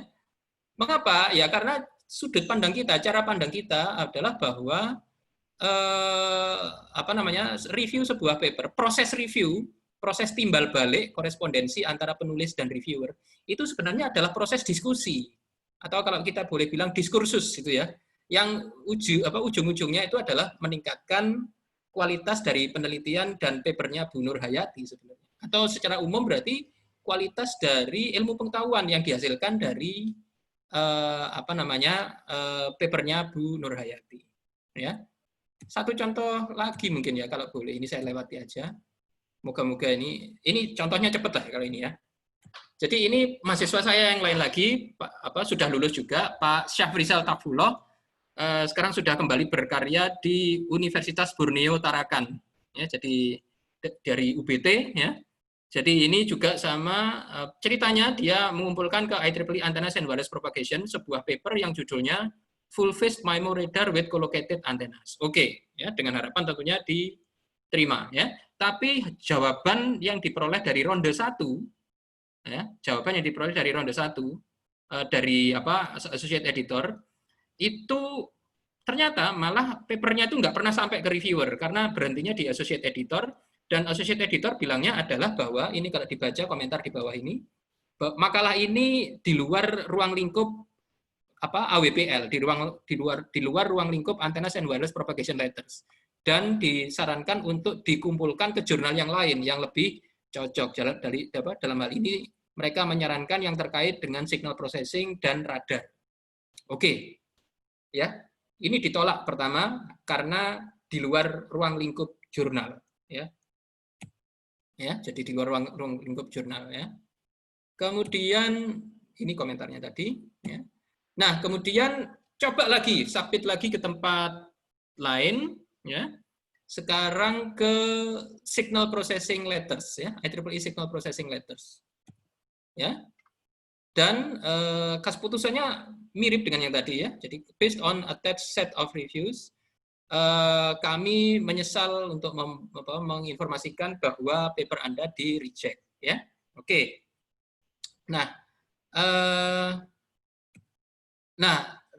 kalau yang ini reject-nya itu bukan karena di luar ruang lingkup, tapi memang karena ada beberapa hal yang menurut reviewer itu masih perlu disempurnakan, ya, masih perlu disempurnakan. Jadi ini ya, jadi kalimatnya kecil sih ya, moga-moga terbaca oleh Bapak Ibu. Jadi paper ini menjelaskan mengenai full face memory reader yang mengeksploitasi keunggulan MIMO dan face array radar. Jadi kalimatnya positif semua ya, tapi kemudian ada istilahnya itu major comments, jadi komentar yang utama.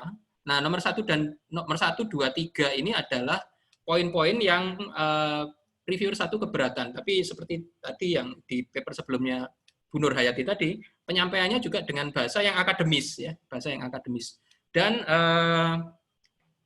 apakah kecewa dengan ini? Ya kecewa dikit mungkin ya, tapi ini kan proses seperti yang saya bilang tadi, diskusi sebenarnya kan.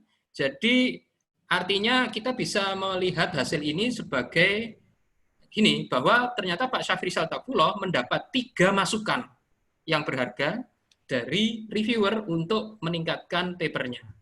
Dan di sini kita lihat di bagian atas reject, oke, reject, karena memang ini juga letters kan, jadi hanya ada 2 kemungkinan, accept atau reject ya.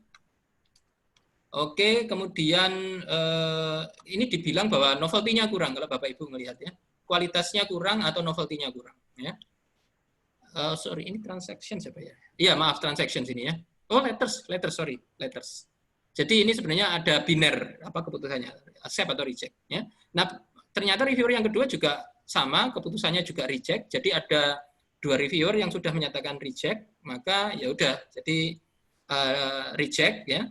Ada 4 poin ya, tapi artinya sekarang berarti ada 7 poin masukan total ya untuk Pak Syafrizal memperbaiki papernya. Ya, jadi ini reject ya komentarnya. Nah, ini sekarang tahapan ketiga. Jadi ini Pak Syafrizal untuk ketiga kalinya mensubmit papernya ke suatu jurnal. Nah, ini tentunya setelah 7 poin tadi digunakan untuk meningkatkan paper. Nah, sekarang papernya itu disubmitnya ke IEEE Access ya, IEEE Access ya, tentunya setelah perbaikan tadi dan seterusnya ya. Ya, jadi ini adalah jawaban dari associate editor. I am writing to you. Nah, ini kita lihat ini paragraf yang kedua ya.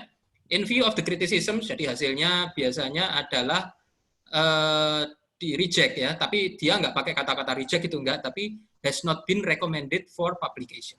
Ya, artinya ditolak gitu. Ya, enggak apa-apa, karena pasti juga dapat masukan kan, dan masukannya adalah di ini, slide yang ini ya.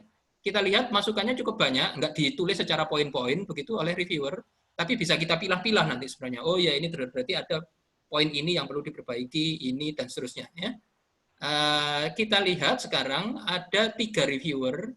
Yang satu menyatakan reject, ya, do not encourage resubmit, ya. Tapi yang 2 menyatakan accept dengan minor edits, ya, accept dengan minor edits. Nah, ini kan cukup bikin bingung si editor in chief-nya atau associate editornya, ya. Jadi oleh karena itu tadi di sini walaupun tadi ada ini kan cukup keras sebenarnya reject, tapi do not encourage resubmit ya. Cukup keras sebenarnya, tapi karena 2 yang lain bilang accept with minor revision, maka di sini ini kembali lagi ya ke slide sebelumnya. Di sini si editor in chief-nya bilang we do encourage you, ya.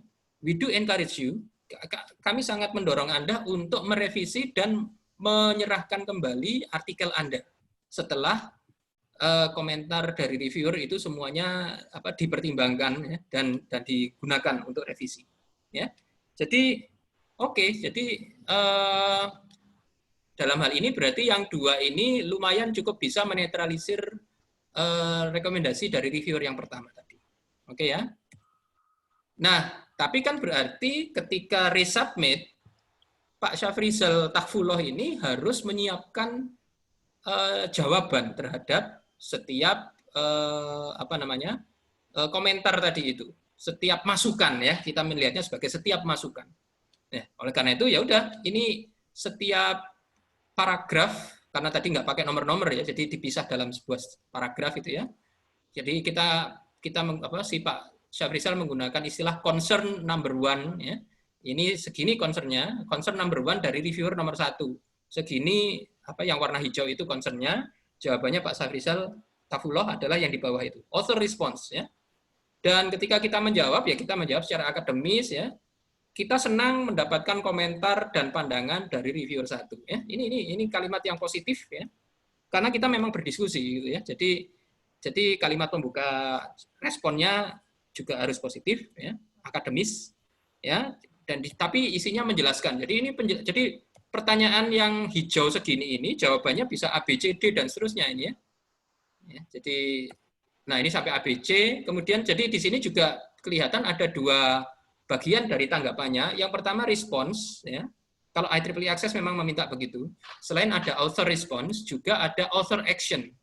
Jadi response itu jawabannya, actionnya itu kalau memang begitu, apa yang kita lakukan? Misalkan di sini kita menyediakan file paper 31 untuk referensi, kita juga mengklarifikasi bagian ini, paragraf kelima dari introduction, supaya lebih jelas dan seterusnya. Ini adalah action atau tindakan yang kita lakukan berdasarkan respon kita tadi, ya, responnya penulis tadi. Ya, nah ini adalah berarti kalau untuk IEEE Access ini sebenarnya baru ronde kedua gitu ya. Tapi kalau secara keseluruhan ini berarti tahapan keempat sudah ya. Ya, jadi kalau kita lihat, Dear Mr. Takfullah, nah ini ya, your manuscript entitled ini has been accepted, ya, has been accepted. Ya. Jadi kalau kita lihat ada 4 reviewer, ini accept minor edits, ini tetap reject ya, tapi resubmit encourage ya, resubmit encourage, dan ada 3 poin di sini. Reviewer 3 accept, reviewer 4 juga accept minor edit semua ya. Jadi ini 3 lawan 1 sebenarnya ya. Nah, kemudian keputusan akhir tentunya di editor in chief setelah dia membaca papernya lagi, membaca reviewernya, review dari 4 reviewer ini ya. Nah, ternyata dia memutuskan accepted ya. Tetapi komentar dari para reviewer itu harus dipertimbangkan ya sebelum submit file yang paper yang final ya.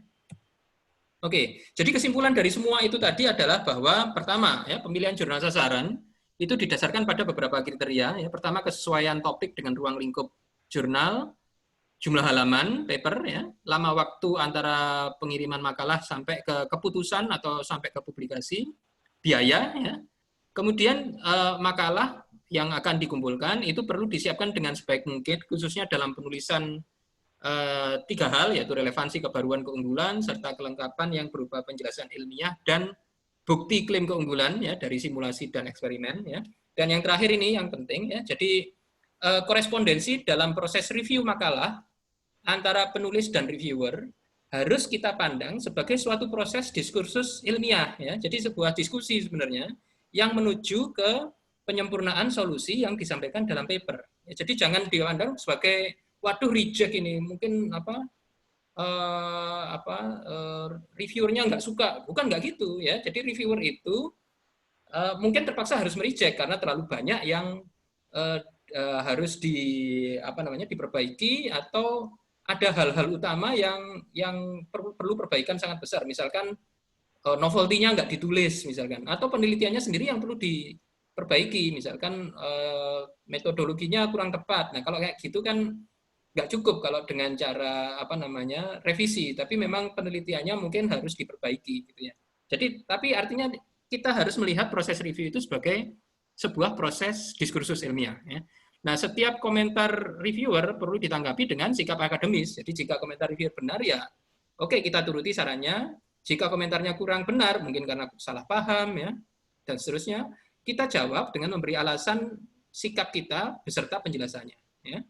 Penolakan tidak perlu membuat kecewa dan patah semangat, karena komentar reviewer dapat dimanfaatkan untuk menyempurnakan paper atau penelitian. Ya, jadi itu kesimpulannya. Saya kira demikian. Ini aja informasi sedikit. Jadi workshop seri 1, 2, 3 nanti akan saya sampaikan di YouTube. Yang ini tadi saya kelupaan nggak nekan record ya. Jadi nanti saya akan numpang ke hasil rekamannya panitia aja. Oke ya. Jadi ini adalah akhir dari workshop seri 3 yang terkait dengan review. Saya kembalikan ke Pak Irfan sebagai moderator. Silakan Pak Irfan. Terima kasih Profesor Gamantio atas pemaparannya. Terima kasih diberi contoh langsung. Mohon izin Pak Gam, jadi ini peserta akan kami berikan link daftar hadir Pak, tapi ada sedikit masalah di YouTube, kita tidak bisa memberi link. Bolehkah saya share screen Pak Gam? Oh boleh, silakan. Ya. Ini saya tutup dulu ya berarti ya? Ya, sebentar, ya. Ya, silakan Pak. Jadi bagi yang ingin mengisi presensi, ini saya tampilkan linknya. Apakah sudah kelihatan ya? Apakah bisa dilihat? Jadi daftar hadir bisa diisi di link berikut ini yang tertampil di tayangan. Bisa Pak. Daftar hadir. Bisa sudah. Daftar hadir webinar Electics.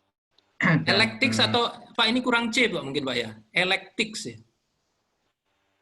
Ini yang belakang.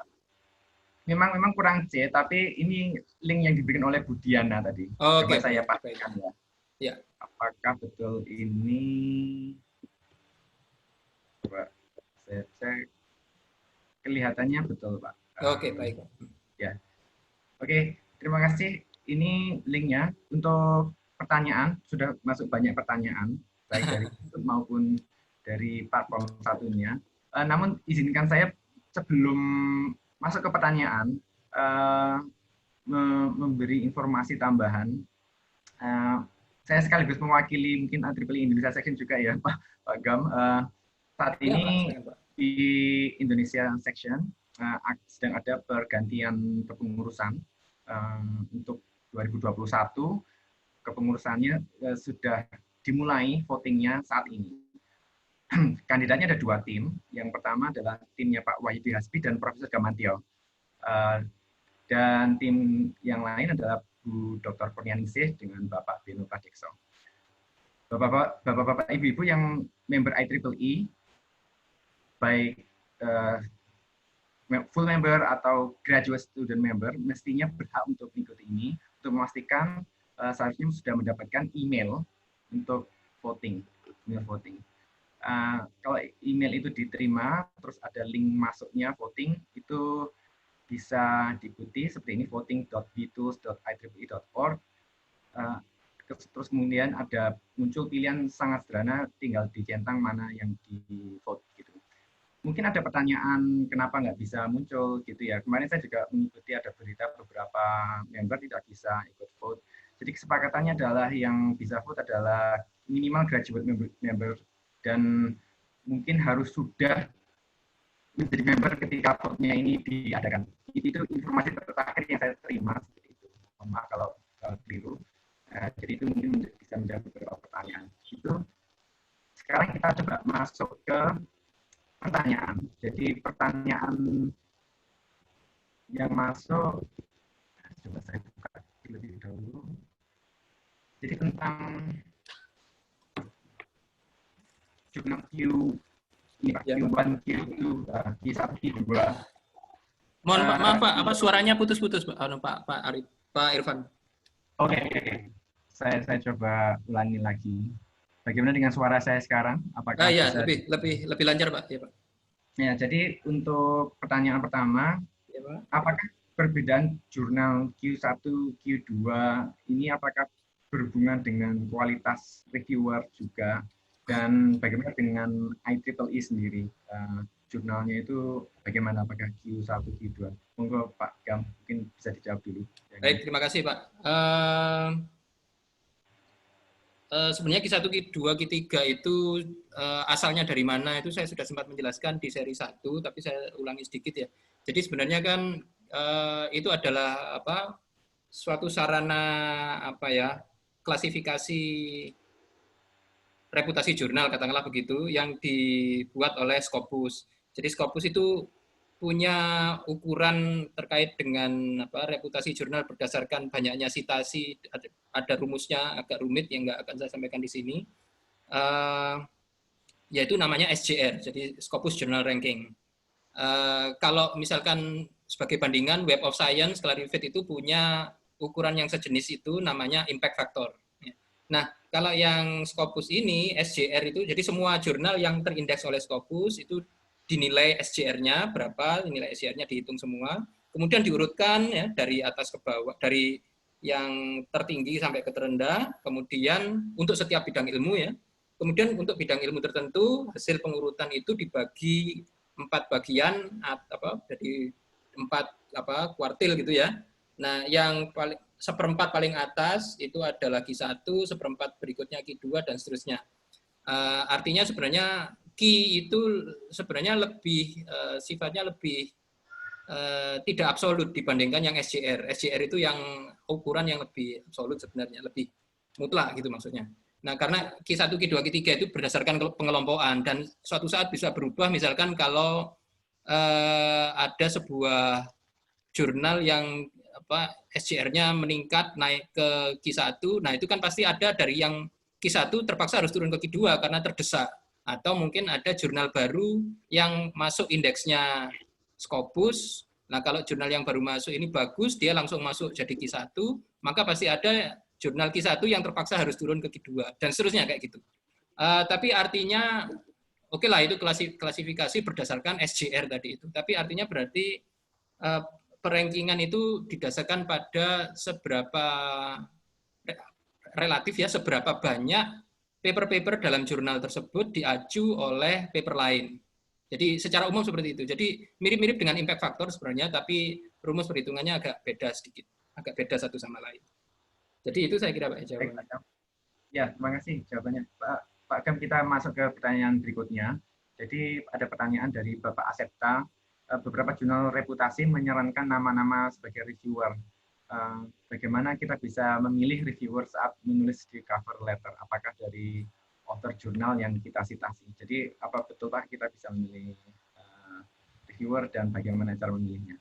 Oke, baik, terima kasih Pak.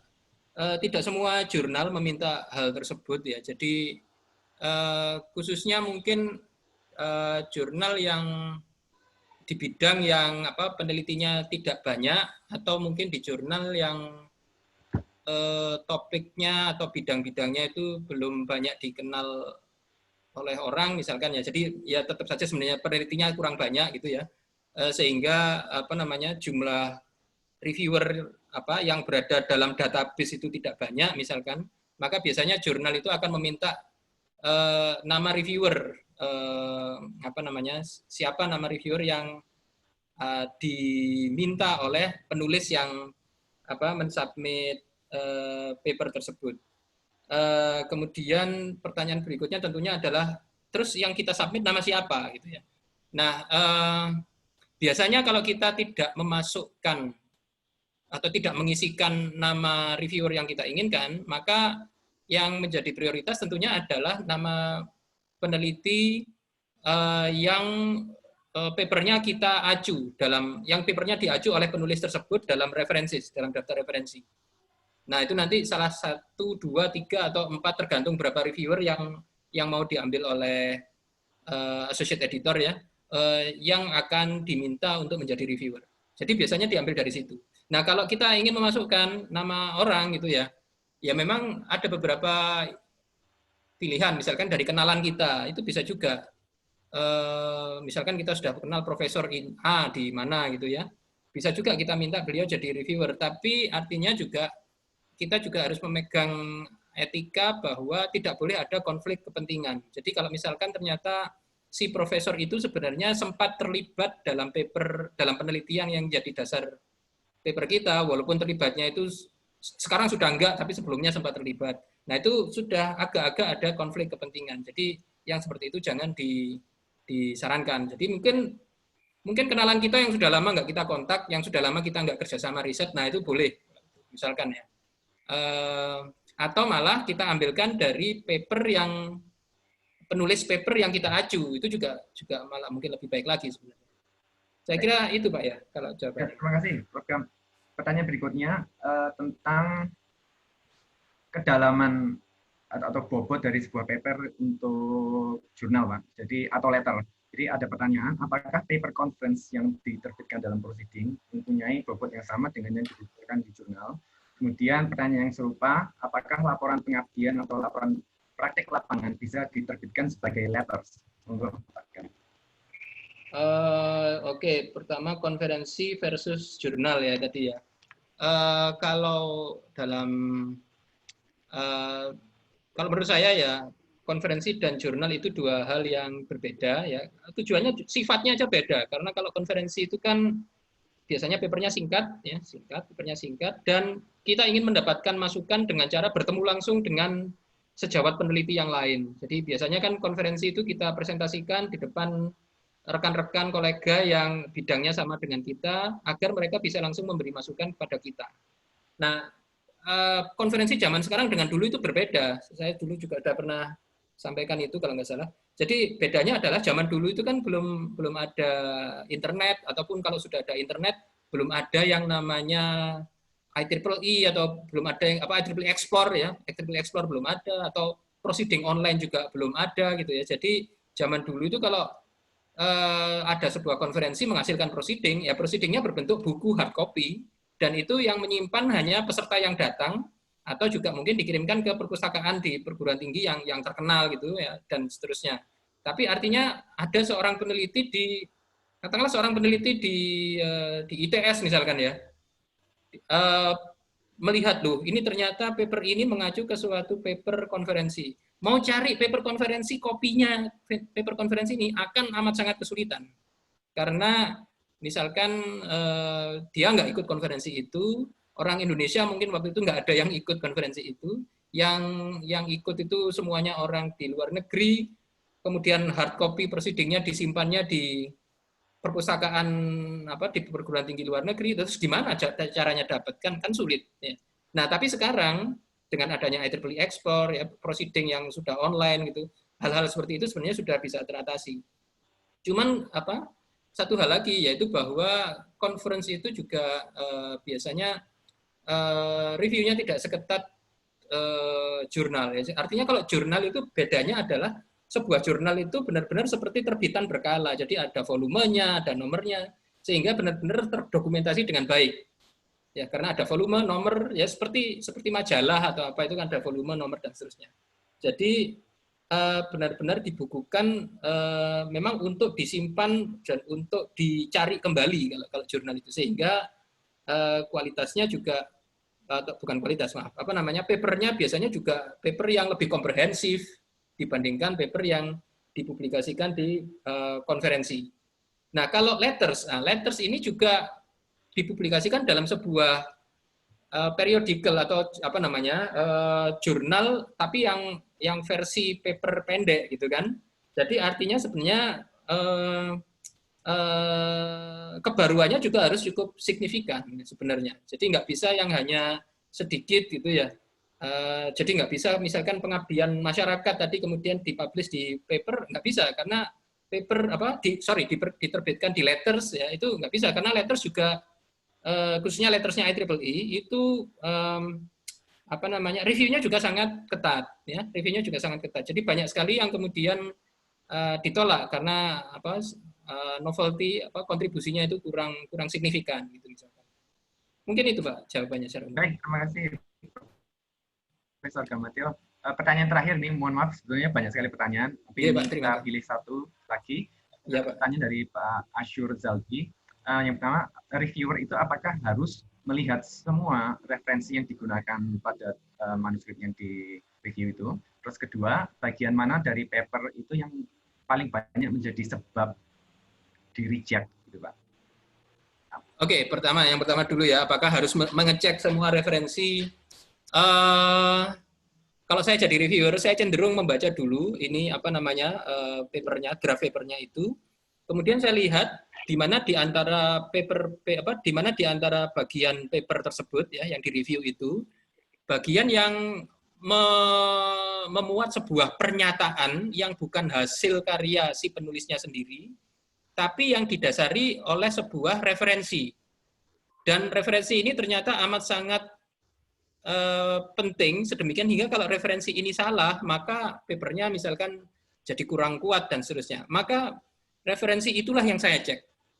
Ya, itu pertama. Kedua, kalau saya melihat bahwa bidang penelitian di bidang MIMO misalkan ya, sistem komunikasi MIMO, itu di sistem komunikasi MIMO kan sudah banyak paper-paper, bukan sudah banyak.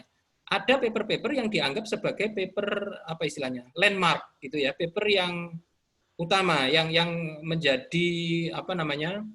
Tonggak khusus bagi kemajuan di bidang itu misalkan. Atau juga paper yang representatif untuk teknologi solusi yang seperti apa gitu ya, untuk metode apa gitu. Di mana paper tersebut kemudian diikuti oleh paper-paper lain yang apa pengikutnya gitu ya, yang apa misalkan paper milik orang lain dan seterusnya. Ya. Oke, saya lanjut. Pertanyaan berikutnya Pak, apa yang menjadi sebab terbanyak reject? Ya, penyebab terbanyak reject itu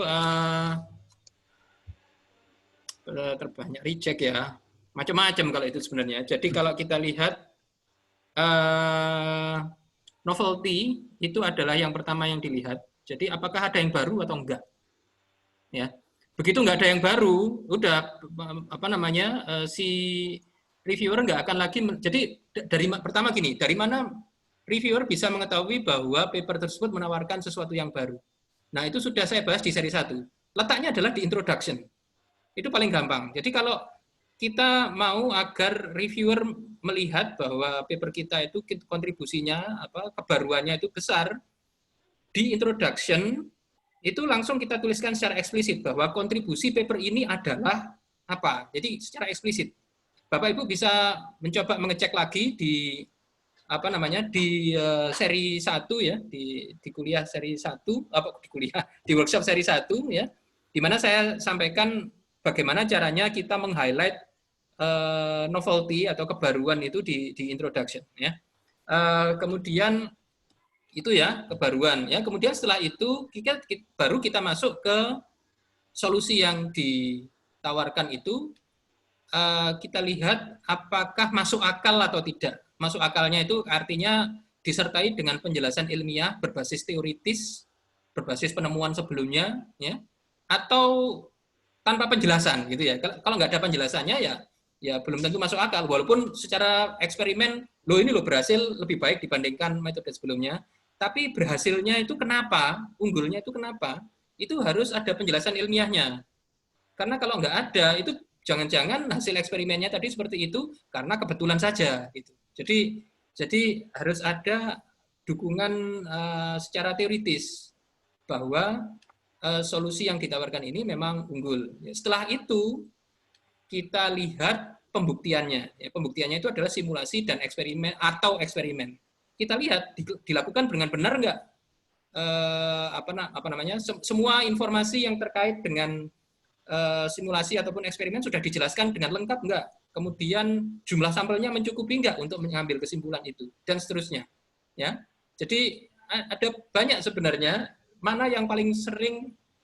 Wah, sulit juga untuk menjawab karena semuanya itu bisa menjadi penyebab sebuah paper di reject.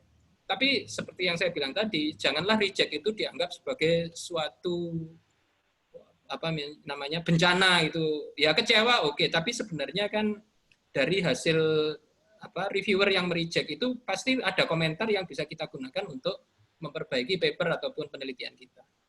Saya rasa itu Pak ya. Baik, terima kasih Profesor Gamantio. Mungkin itu pertanyaan terakhir karena waktunya sudah sangat sore. Kita coba akhiri Sampai di sini saja pertemuan kita hari ini.